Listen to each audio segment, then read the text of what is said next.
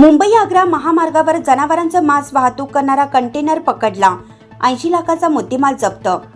नाशिकमध्ये मुंबई आग्रा महामार्गावर मोठ्या प्रमाणात अवैध गोमांस वाहतूक होत असल्याचे समोर आले आहे।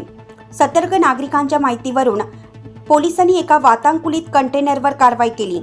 या कारवाईत 80,11,500 रुपयांचं जनावरांचं मांस जप्त करण्यात आलं असून कंटेनर चालक दुर्गेश जयस्वाल वय वर्ष 25 राहणार उरण नवी मुंबई याला अटक करण्यात आली आहे।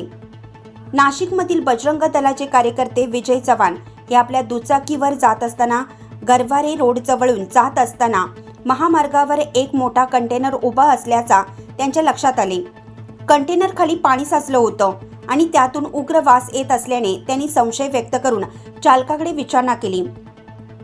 मात्र चालकाने उडवाउडवीची उत्तरे दिल्याने त्यांनी तात्काळ पोलिसांना माहिती दिली। माहिती मिळताच MIDC पोलिसांनी घटनास्थळी धाव घेतली।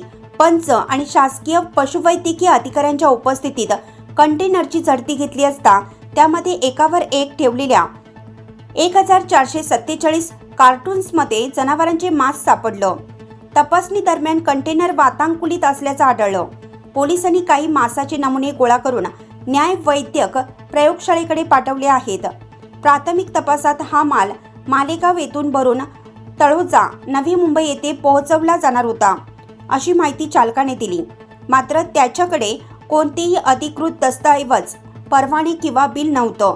त्यामुळे पोलिसांनी संपूर्ण माल आणि कंटेनर जप्त केला आहे, तसेच चालकाला अटक केली आहे।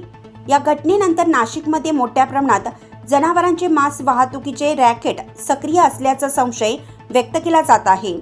त्यामुळे पोलिसांनी या प्रकरणाचा सखोल तपास करावा अशी मागणी गोरक्षक संघटनांनी केली आहे।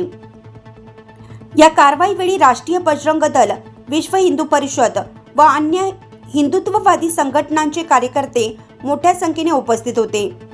त्यांनी जय श्रीरामाच्या घोषणासह कडक कारवाईची मागणी केली।